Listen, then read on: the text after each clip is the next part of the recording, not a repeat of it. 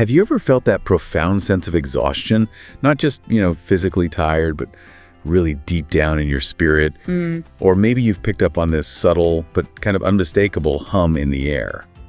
Like something truly massive is shifting, both around us and, well, inside us too. Oh, definitely. It's a feeling. It's hard to ignore, actually. Yeah, there's something many people are describing, maybe a global awakening, or even those ascension symptoms people talk about. Yeah. As the world seems to speed up and change in ways that can feel pretty disorienting. It's such a pervasive feeling, and I think for good reason. There's this undeniable undercurrent of transformation that's affecting all of us, whether we're consciously tuning into it or not. Right. I mean, the sheer speed of everything, the amount of information coming at us, this collective sense of waking up to new possibilities, it all contributes to this really unique moment in human history. It's quite a period we're navigating. That really resonates. And today, we're diving deep into a source that speaks directly to that exact feeling. It offers not just validation, which is huge, but also some incredibly practical guidance for, well, getting through this extraordinary time. Okay. Our deep dive today comes from a really intriguing source. A bit unusual, maybe. It's a channeled message. Ah, okay. Channeled. Yeah. This specific one is from Mira of the Pleiadian High Council, who's also described as a member of the Earth Council. It came through the YouTube channel SOU LUZ Divina. Mira. Pleiadian High Council and Earth Council. Okay, that's quite a combination. And this message, you said it speaks to these intense energies. Exactly. It speaks directly to people feeling these energies, particularly those often called Starseeds or Lightworkers, people navigating what Mira calls Earth's final phase of transition. Right, Starseeds and Lightworkers, terms we hear a lot in these circles. And the final phase, that sounds significant. It does, doesn't it? And what's compelling about this message is how it operates on two levels. It gives this broad cosmic overview, but just as importantly, it drills down into specific actionable steps for our daily lives. Ah, so it bridges the gap, the big picture and the sort of moment-to-moment reality. Precisely. It connects the grand spiritual narrative with our actual lived experience right now. Yeah, that sounds incredibly useful, because sometimes these big concepts can feel a bit abstract. Exactly. So our mission today is to really unpack this fascinating message. What does Ascension actually mean in this context? Why is it considered such a huge deal, not just for us personally, but maybe even on a galactic scale? And crucially, what can you, listening right now, actually do to embrace these shifts, to integrate them into your own life in a way that feels grounded? Okay, so making it practical. Yeah, it's a unique chance, I think, to explore this perspective on transformation, global and personal. We get the cosmic story and the practical handbook all in one. This deep dive aims to show how that, well, ethereal stuff connects directly to the everyday. Right, understanding the what, but also the how. Getting into the nuts and bolts of this journey, translating these sometimes lofty concepts into grounded, relatable practices. Exactly. So let's get into it. Where does Mira start? Well, the message begins with this really direct, very heartfelt greeting from Mira. She extends what are called canções de amor, literally songs of love and light, reaching out from the cosmos. Songs of love. That's beautiful. It is. And she specifically addresses those she calls the ground crew. Ground crew. That term immediately brings up this sense of mission, doesn't it? Like we're all here on a very specific, important assignment, almost like a spiritual special forces unit for planetary change. It really does paint that picture. And Mira's opening is incredibly validating for anyone who feels they're here for something more, for a greater purpose. She talks about the immense dedication and courage it takes for these Starseeds and Lightworkers, terms she uses frequently, to choose to be on Earth right now during these, as she puts it, challenging and wonderful times. Challenging and wonderful. That captures the paradox nicely. It does. And for anyone listening who identifies with those terms, starseed, maybe feeling like your soul origins are elsewhere here with a mission, or lightworker, just someone consciously trying to spread positivity and healing, Mira is speaking directly to your experience. It feels very personal. Very. And crucially, she acknowledges that many are feeling tired, both in spirit and body. That's such a profound piece of reassurance right there. Oh, absolutely. It's like getting a cosmic pat on the back. A validation that says, we see you, we know this is intense, and you're doing amazing work. Especially when you might feel kind of isolated in these feelings. Precisely. And she's very clear about her purpose in delivering this message. It's to offer loving encouragement, And importantly, to help us anchor your crystalline timeline of ascension firmly into the unfolding reality of love and light on Earth. Okay, anchor your crystalline timeline of ascension. Let's break that down. What exactly does she mean by a crystalline timeline? Is this like choosing a future path, or is it more about actively building it right now? That's a really key distinction. In this kind of spiritual context, a timeline isn't just some passive path we stumble onto. It's more like the vibrational reality we actively co-create and then experience based on our own state of consciousness. Right, based on where we're vibrating, essentially. Exactly. And crystalline, that signifies the highest, most harmonious, most coherent version of that timeline. Think about the difference between, say, a murky quartz crystal and a perfectly clear, faceted one that just sings with light. Okay, I get that visual. Right. Purity, clarity, high vibration. Yeah, our whole existence, our being, is shifting towards that higher state of coherence, allowing more light to flow through us without impediment. And when she says anchoring it, that means consciously grounding this preferred high vibration future, this crystalline potential, into our present reality. It's like pulling it from the realm of possibility into actual manifestation through our daily choices, our energy, our focus. So it's not just waiting for it, it's actively bringing the future Earth we want into our lives today. Yes, it's co-creation right now, not just waiting for some far-off event. It's about embodying it. Okay, got it. Active co-creation. Now, Mira doesn't shy away from the intensity of this, does she? She says, you are in the midst of your deepest chapter of transformation. That's a huge statement, deeper than anything before. It implies exactly that whatever we've navigated previously, individually or collectively, sort of pales in comparison to the depth of change happening now. Yeah. And she stresses the need to hold steady on your highest path, the crystalline trail to the new Earth. What makes this chapter the deepest, according to her? Is it just the speed or something more fundamental? It seems to be more fundamental. She links this deepest chapter directly to the intense ascension symptoms many are feeling. And this isn't just vague tiredness. Right. People report all sorts of things. Sudden, overwhelming fatigue like bone-deep exhaustion, buzzing or vibrating sensations, really vivid dreams, big shifts in what foods they crave or tolerate, body aches that come and go, even emotional swings that feel like they erupt out of nowhere. Yeah, I've heard people describe a lot of that. Mira notes that much is happening behind the scenes, hinting at this vast, unseen cosmic orchestration. And crucially, she says our physical bodies are responding directly to these energy shifts. So the symptoms aren't just in our heads, they're physical responses. They're signs that your physical body, your vessel, is actively working to transmute lower frequencies and integrate higher light. It's like your entire system, physical, energetic, cellular, is undergoing this incredibly rapid, complex upgrade, like getting new software, new hardware installed simultaneously while you're still running the old programs. That analogy really lands. No wonder it can feel exhausting. Which brings us to the core concept here, this fifth-dimensional crystalline model. Yes. Mira says you're transitioning into a fifth-dimensional crystalline model of existence, and then adds, quite emphatically, this is becoming your reality now, not someday. Now, For listeners maybe familiar with 5D ideas, what does adding crystalline really emphasize here? the crystalline aspect takes it beyond just a higher dimension. It points to a state of, well, perfect coherence, purity, and incredible energetic conductivity. Imagine our bodies, our whole being, becoming more transparent, energetically speaking, more aligned, able to hold and transmit light far more efficiently. Like becoming a clearer channel for light. Precisely. And when she mentions our DNA activating long, dormant light filaments, Yeah, what's that about? she's pointing to a kind of biological upgrade.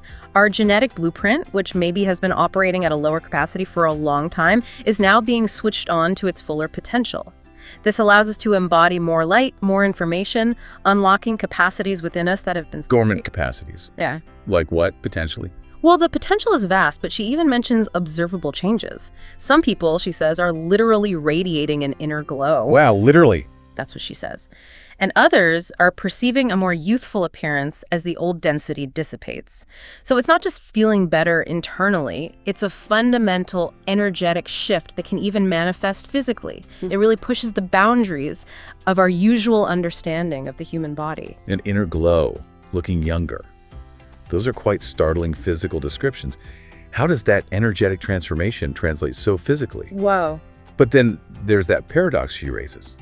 We're evolving, upgrading, yet the human aspect often feels completely exhausted.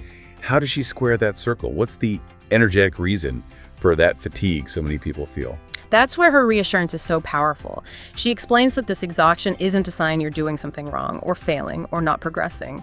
Quite the opposite, actually. Yeah. Yes, it's often a natural byproduct of your physical body working incredibly hard, like on overtime, to integrate these intense higher frequencies. Think of it as your whole system recalibrating at an unprecedented speed. The fatigue is often a signal that deep transmutation is happening. Your body is literally shedding old, dense energies, old cellular patterns, and simultaneously absorbing huge amounts of new light and information. That process requires immense energy. So the tiredness is evidence of the work being done. Exactly. And Mira adds this lovely perspective, quote, "We observe you with love, and indeed see a new, unmistakable glow around you that was not even as visible a day ago. Even when you feel drained, from their perspective, they see the progress, they see the light increasing." That's such a helpful way to frame it. Yeah. Exhaustion not as failure, but as a sign of deep inner work, like the energetic heavy lifting happening behind the scenes. Mm-hmm. And amidst all this intensity, Mira points out something really beautiful: the power of joy and humor. Yes. She observes that many of you are choosing humor and joy whenever possible, fiercely protecting your vibration despite the challenges. She says this brings great joy to the Pleiadians because laughter and lightness are powerful tools on the path of ascension. It's a critical insight, really. Joy isn't just a nice-to-have emotion here. It's presented as an active tool, a tool for vibrational protection and elevation. How so? Well, think about it. In a world that can feel overwhelmingly dense or negative sometimes, consciously choosing lightness, choosing humor, becomes this powerful act of defiance almost against those lower frequencies. It demonstrates a deep understanding of energy, that maintaining a high vibration actively supports your own ascension process and contributes positively to the collective. So it's like energetic shielding, keeping yourself buoyant. Exactly. It's a very practical application of vibrational self-mastery, using joy and laughter to keep your frequency high, even when things around you are challenging. I love that. Joy is a tool.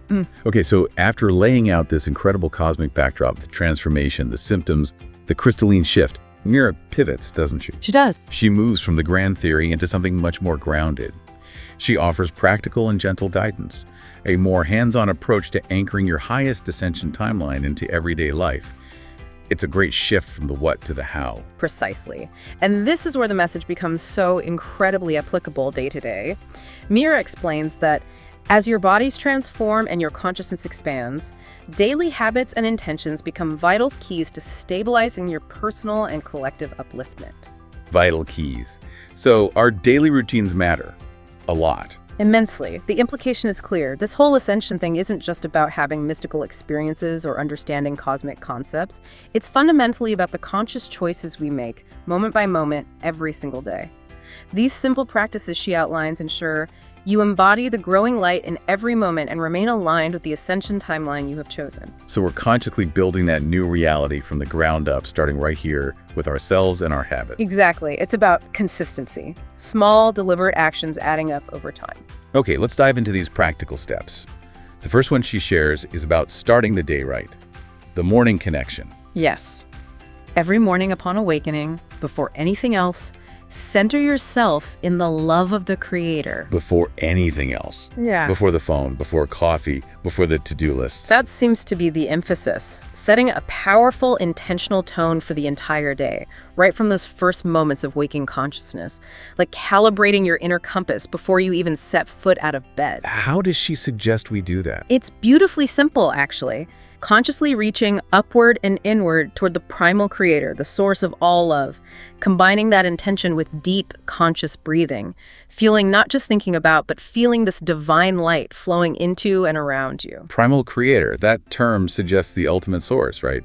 Beyond specific religions. That's the sense, yes. Yeah. The fundamental loving intelligence behind all existence. And it's presented as a felt experience, an embodiment of that connection, not just a mental concept, permeating your whole being. And crucially, it's not just about reaching out to something separate, is it? No, that's a key point. She emphasizes recognizing that this same Creator energy lives within you, sustaining every cell of your body and every beat of your heart, acknowledging that spark of the divine that's already inherently part of you. That shifts it from seeking something external to recognizing something internal. Powerful. Very. And there's a visualization component too. She guides you to visualize the golden light of the Creator filling your room, your home, your neighborhood, and indeed the entire planet. Wow, expanding outwards. Yes, reminding you that the same light permeates billions of worlds simultaneously, connecting you to all souls. The significance. This simple morning communion, she says, honors the divine, reminds you of its constant presence, and crucially sets the tone for walking in 5D consciousness from the outset. 5D consciousness. Just to clarify again, that's about living from love, unity, compassion, right? Beyond the old 3D fear and separation. Exactly. So this morning practice is like step 1 in aligning your personal frequency with that higher reality for the day ahead. Foundational. Okay, so the morning sets the stage. But life happens, right? Yeah. The world pulls at our attention. How do we carry that connection through the day, through meetings, errands, just life? That's the next practical step. Mira suggests using conscious pauses. Conscious pauses. Okay. It's about carrying that divine connection into every activity. So before you start any task or interaction, maybe a conversation, an appointment, even just sitting down to answer emails, you pause for a moment, breathe consciously, and settle into the present. Just do a quick reset. Exactly. Puncturing the automaticity, the autopilot mode we often fall into, bringing intentional presence back again and again. Does she give a specific technique for these pauses? She does. She offers a simple but potent invocation. Creator, be with me, be my eyes, my hands, my words in this now. I like that. Be my eyes, my hands, my words. It shifts the perspective entirely. It does. You're not just doing a task, you're inviting the divine to flow through you as you do it. She suggests then just waiting a few seconds in receptive stillness. You might feel something subtle, a warm sensation in your heart, or a gentle spark of energy flowing through you as a little confirmation. It's a way to infuse even mundane moments with sacredness. And this ties into a really interesting point she makes about prayer, doesn't it? Shifting how we approach it. Yes. This is quite profound. She suggests moving away from asking the Creator for specific things or outcomes, which she calls a remnant of conditional human thinking. Okay, so what's the alternative? Instead, she advises we simply seek to feel the Creator's presence and love within you. The idea is that when you are filled with that divine love connected to that presence, many of those old desires and worries naturally fade away. So it's less transactional, less like a cosmic vending machine. Exactly. And more about just being in that state of connection. Precisely. It's a radical reframing, moving from asking and receiving to simply being and embodying. And if our main mission, as she says Starseeds are here for, is to anchor the presence of primal creator love in every moment on Earth, then this shift in prayer makes total sense. It's less about getting love and more about being a conduit for it. You've got it. When you embody that love, your own desires naturally start to align with your highest good, and things that used to cause worry just lose their charge. How often should we do these pauses? She emphasizes frequent pauses throughout the day, even if only for 60 seconds. Just enough to quiet the mind, take a breath, and remember that presence. She even suggests using reminders if needed, until it becomes a natural habit. Consistency again. Yes. Consistently practiced, she says, these pauses powerfully cement your vibration into your chosen 5D timeline. It's constant recalibration, making that divine connection your default state, not just a morning ritual. I love that phrase, cement your vibration. Makes it feel solid. Yeah. Okay, building on that connection, the next practice feels essential for moving towards unity. Practice seeing the divine in everyone. Yes. This one directly tackles that very human tendency towards judgment, doesn't it? Absolutely. We label people so quickly based on appearance, job, beliefs. She encourages freeing ourselves from judgment based on outward appearances or labels. It's a core principle for cultivating unity consciousness, which is really a hallmark of 5D living.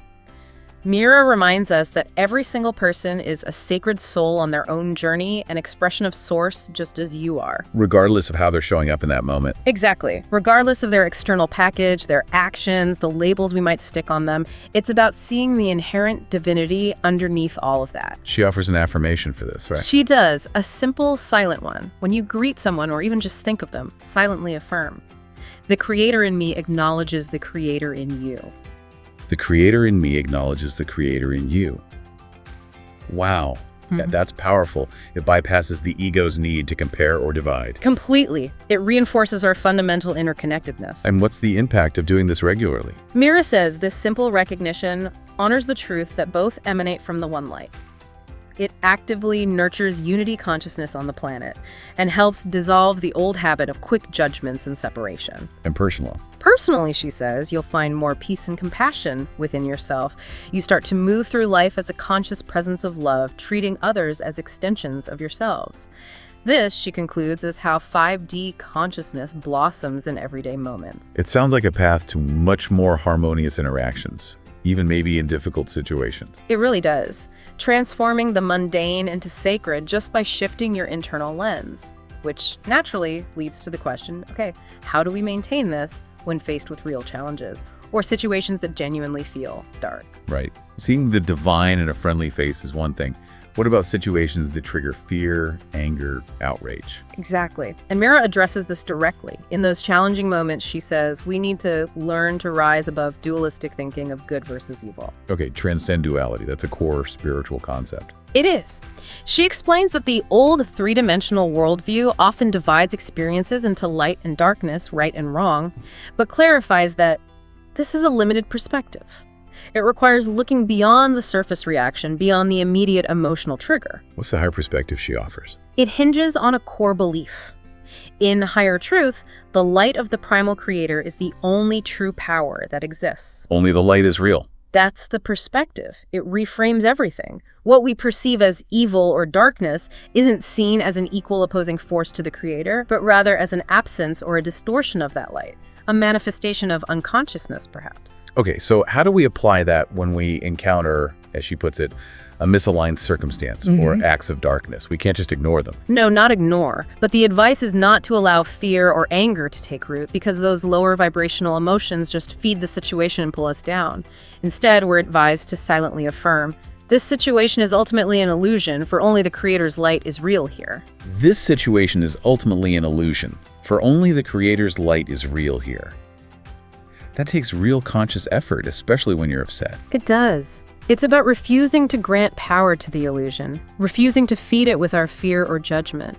By holding that truth, Mira says, you invoke the presence of light into the situation.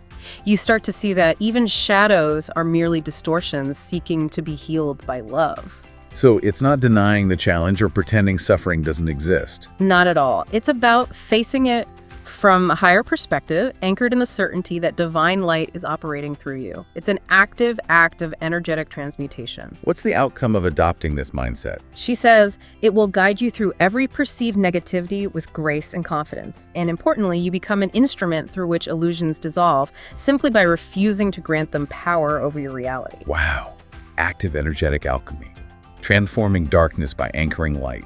That's empowering. It really is. Shifting from victim to active participant in the energetic resolution. Okay, so we've covered mind-spirit interaction. Now Mira turns to the physical body, our sacred temple. Yes. She reminds us, your physical body is the sacred temple of your soul in this lifetime. It's the vessel through which your light manifests into the material world and needs loving care, especially now. Especially now because of the intensity of the transformation. Exactly. It's easy to get caught up in the higher dimensional talk and forget our physical bodies are right here going through this massive upgrade too. They need our support. So how do we best support the body during these shifts? What's her guidance? It's very much about inner listening. She highlights the importance of listening attentively to your body's inner guidance as it relates to nutrition and rest. Inner guidance, not external rules. Precisely. It moves beyond rigid diets or fixed sleep schedules. Your own higher self will direct you to foods, water, and practices that sustain your rising vibration, and just as importantly, alert you to things that diminish your energy. It's a call for intuitive self-care, developing a deeper conversation with your own body's wisdom. I like that. And it's not just about what we put in, but also what we let go of, right? Absolutely. She advises that now is the time to gently begin releasing any substances or habits we know are harmful. Why the urgency now? Because, she states, the waves of energy coming in the next few months will be intense. Our bodies need to be as clean and resilient as possible to receive and integrate this light. It's like preparing your electrical system before a huge power surge comes through. You want clean conduits. That makes sense. So practical steps for body care. The foundations, really, but often overlooked. Treat yourself with extra kindness, drink plenty of pure water, get good nutrition and adequate sleep, take time to move your body and ground yourself. But she frames it beautifully. How so? She says to view self-care not as an obligation, but as a sacred service to the divine that lives within you. Self-care is sacred service. That shifts the feeling around it. Doesn't it? A clean, vibrant temple, she explains, can sustain far more light and anchor your higher timeline with greater stability, which in turn can alleviate some of those physical ascension symptoms. Optimize the body, and it handles the energy integration more gracefully. Okay, body care is sacred service. Next up, nature. Yes, another vital practice, recalibrating through nature. Mira suggests dedicating time to cleanse and recalibrate your energetic field by regularly immersing yourself in nature, ideally at least once or twice a week if possible. Just getting outside. Sounds simple, but so easy to skip in our busy lives. It feels like hitting an energetic reset button. That's exactly the sense. The core idea is stepping away from the constant hum of human-created environments, the Wi-Fi, the electricity, the noise, and consciously absorbing the frequencies of the natural world. What kind of activities? Anything really. A walk in the forest, a stroll by the ocean or a lake, sitting in a park, or even simply spending quiet time in your garden. But the crucial part... Let me guess. Leave the phone behind. Exactly. Leave your devices behind or turn them off. That disconnection is key for true recalibration, unplugging from the artificial frequencies to reconnect with Gaia's natural rhythm. It's like letting Mother Earth herself just hold you, cleanse you. That's the feeling. Mira describes the process. As you breathe fresh air, imagine any dense or chaotic energies being drawn out of you with each exhalation, letting sunlight or soft moonlight bathe your body and aura. And really listening. Listening how? Listening to the birds, the wind, and the trees running water. She says these natural sounds carry healing codes that tune you into the heartbeat of the earth. It's a full sensory immersion for cleansing and rejuvenation. Healing codes in nature sounds interesting. And she encourages actively feeling the primal creator's presence in every element of nature around you. This whole practice, she explains, releases accumulated stress and electromagnetic clutter, letting your vibration stabilize at a higher frequency. It helps you stay centered and clear as energies continue to intensify, essential grounding in turbulent times. Discharging the static, recharging with pure energy. Makes perfect sense. So we've covered self-care, connecting with the creator within and in nature. What about connection with others? Is this a solo journey? Definitely not, according to Mira. She highlights the strength that lies in being with your soul family whenever possible. Soul family. Other like-minded, like-hearted people on this path. Exactly. She encourages seeking the company of other starseeds and lightworkers in person, stressing that even if it's a small gathering of 2 or 3 people, it makes a difference. This journey isn't meant to be solitary. What's the power in gathering? Is it just moral support? It's more than that. It's about collective energy resonance. Mira explains the immense power of the unified field you create when you link your hearts in love and intention. Group meditations, prayer circles, or even simply sharing space consciously together all amplify the ascension energies. The collective becomes much stronger than the sum of its parts. Synergistic upliftment. Beautifully put. She even says that when you meet, even casually, your higher selves are celebrating and exchanging light codes. Light codes again. So an energetic exchange happens automatically. That's the idea. Like packets of information, wisdom, activation transmitting between your energy fields, even below conscious awareness. You awaken remembrance in each other and mutually strengthen each other's force. It's like a network effect for light then, plugging into a bigger grid. That's a great analogy. Together, she says, you form a radiating knot of the 5D grid, a beacon that benefits the entire planet. And she acknowledges physical meetings can be hard sometimes. Right. So connecting by voice or video with sincere intention to share love and support can be elevating too. The intention behind the connection is key. The key takeaway being, you were never meant to do this alone. Connecting consciously with community accelerates the anchoring of the new timeline for all. It combats loneliness and provides confirmation that a beautiful new earth is being birthed through you all together. It's a collective project. Okay, community is vital. Now this next point feels like a really significant mindset shift, challenging our usual conditioning. Which one is that? Mira introduces another powerful shift, reframing from what can I receive to what can I offer. Oh, yes. Moving from getting to giving. That definitely runs counter to a lot of societal programming focused on personal gain, doesn't it? It really does. How does she suggest we apply this? It's about infusing everyday life with purpose. She explains how every task, every errand, every interaction can be transformed into an act of service and love. Her example is practical. Even going to the grocery store or doing chores, you can consciously set an intention. I go forth today to serve. So it's not necessarily about grand gestures or volunteering huge amounts of time. Not necessarily. It's more about the energy you carry. Carrying an energy of generosity and kindness in all you do, it's a shift from a self-centered focus to a more universal, connected one. What might that look like practically? The small things, done with presence and love. Smile, offer a sincere compliment, a helping hand, or even just silently radiate spiritual love silently from your heart to all around you. Mira calls these small acts done with great love. And they have an impact. A significant one. They leave footprints of light in the world, like little energetic signatures that uplift the collective frequency. Footprints of light. I like that image. And energetically, these acts align you with the natural flow of the universe, which is abundance and generosity.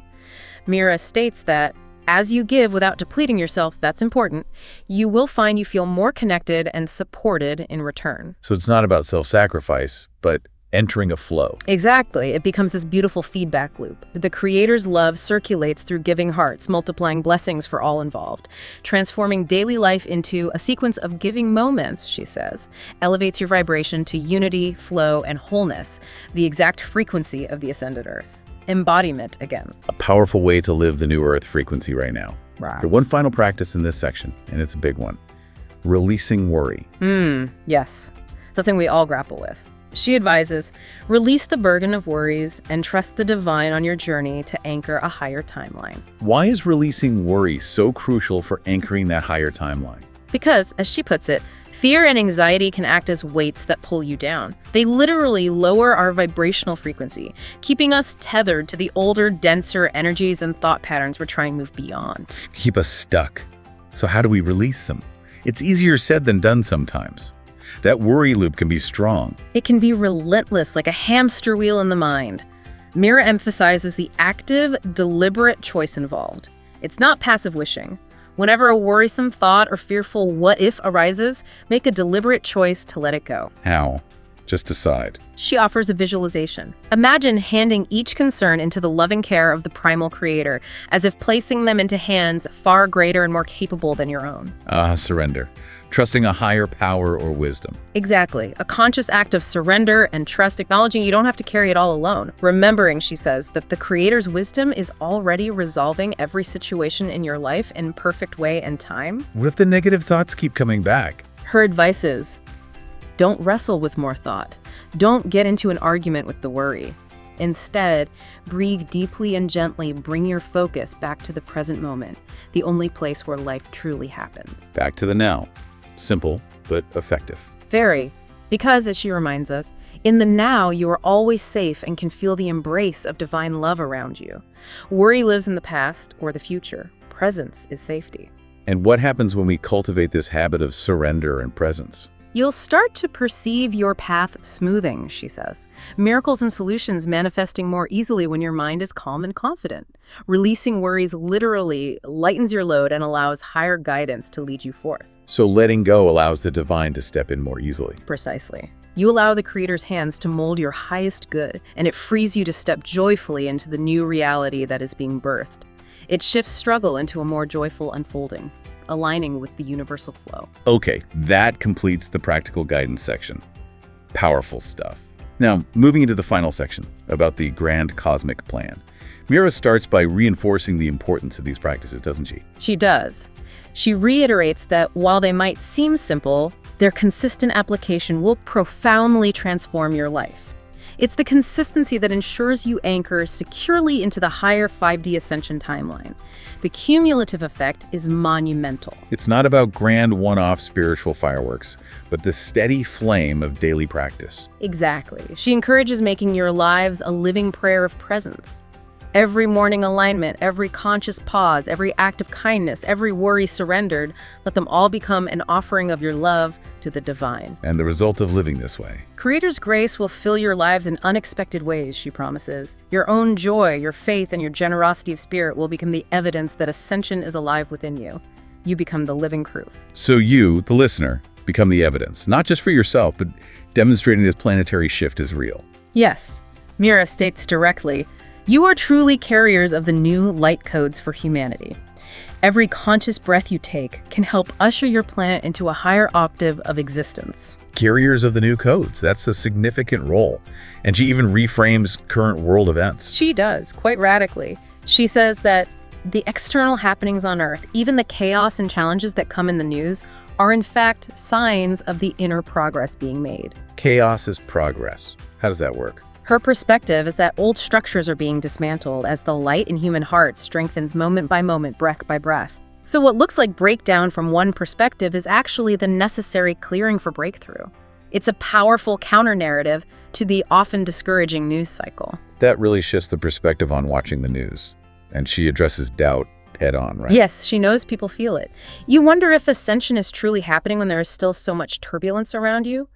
That validation is crucial. It's easy to look around and feel discouraged. What's her answer to that doubt? Unequivocal. I tell you, doubt no more. Breathe deeply and feel the truth in your hearts. Be at peace, beloved ones, and try to appreciate the profound sacredness of this moment as physical ascension is unfolding. Appreciate the sacredness, even amidst the chaos. And she reminds us just how significant this is. It is truly a rare and monumental event in the cosmos to move an entire planet into higher consciousness while still in physical form. This isn't just Earth history, it's galactic history being made. Wow, a rare cosmic event. And we're here for it. Exactly. Which leads to her reminder about our own choice. You wanted to be here for this, she says. You bravely came with a faith that you could help birth a new world. So when we feel discouraged, remember, I chose to be here, and I have within me the wisdom and light to navigate this. She urges us to reclaim the enthusiasm of this adventure because we are literally witnessing and co-creating history on a galactic scale.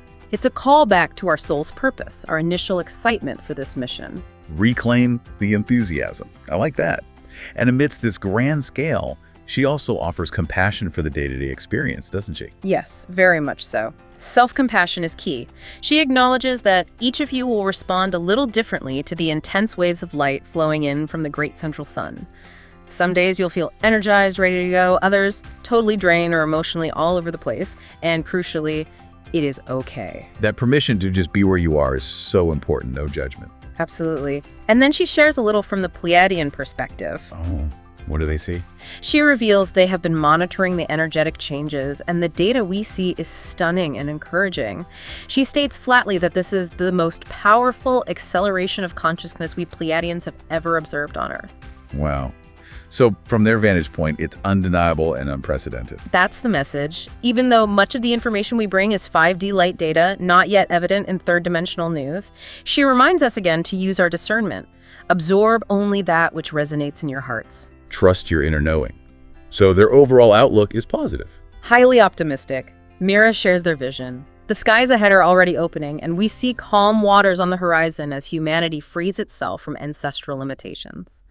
Despite all the current complexities, she assures us, everything is unfolding according to divine plan. Trust the plan. Yeah. Even with the twists and turns. Yes, and she even suggests there might be unexpected and miraculous twists and turns designed to show all creation how masterful this plan truly is.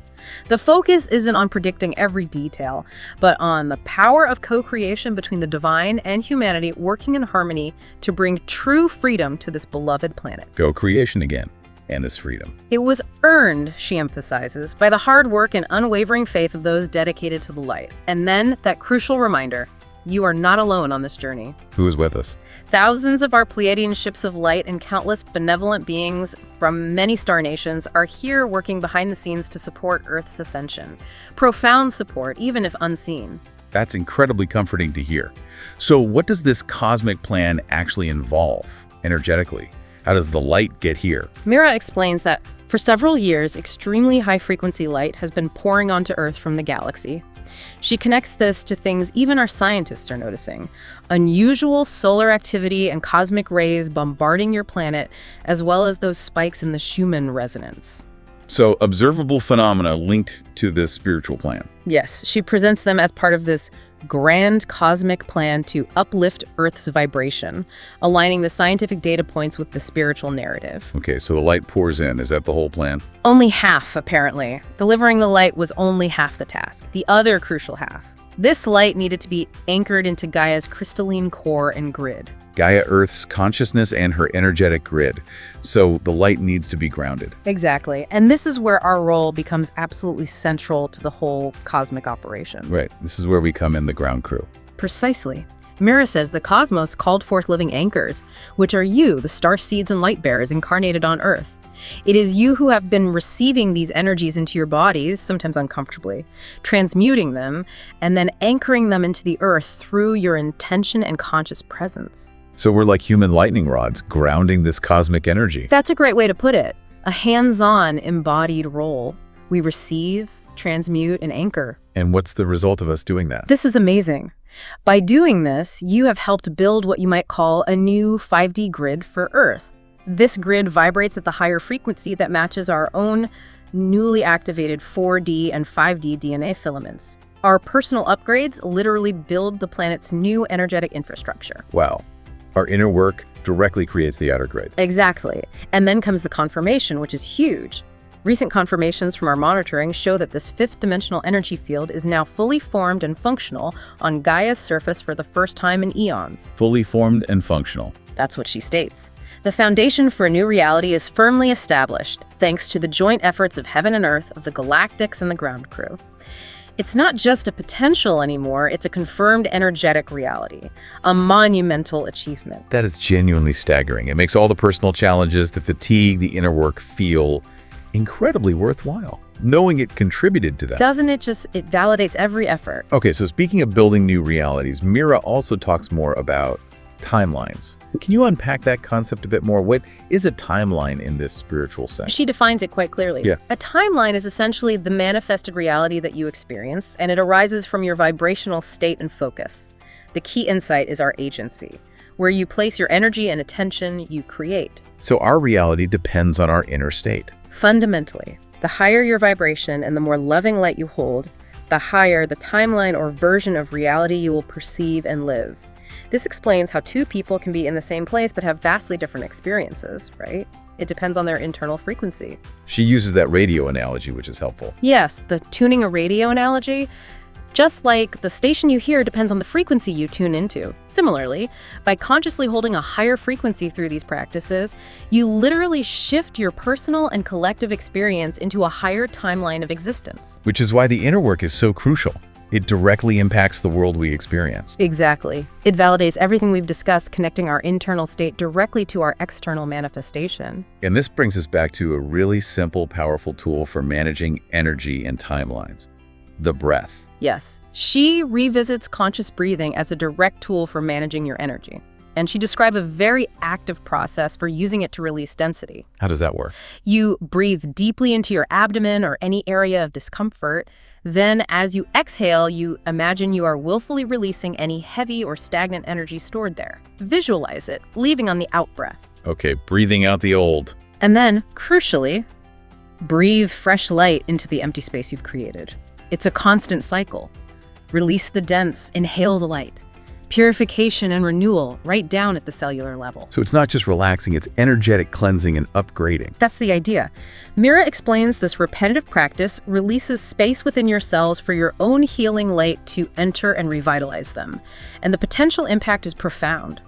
The cell membranes themselves begin to transform, sometimes even radiating a subtle violet or golden glow at the energetic level. Are cells starting to glow? Energetically, yes. It's presented as an aspect of your innate self-healing capacity, an expression of your higher dimensional nature manifesting, your body activating its own divine blueprint for health and light. So through conscious breath and intention, you become an active participant in elevating your vibration and stabilizing your higher timeline. It's a direct, accessible way to engage with this whole ascension process right within your own body, creating the internal environment for this new reality to fully manifest. We're not just passengers, we're actively co-creating. active participants. Oh, wow. What an incredible, detailed journey Mira takes us on in this message. We've really covered a lot today. We really have.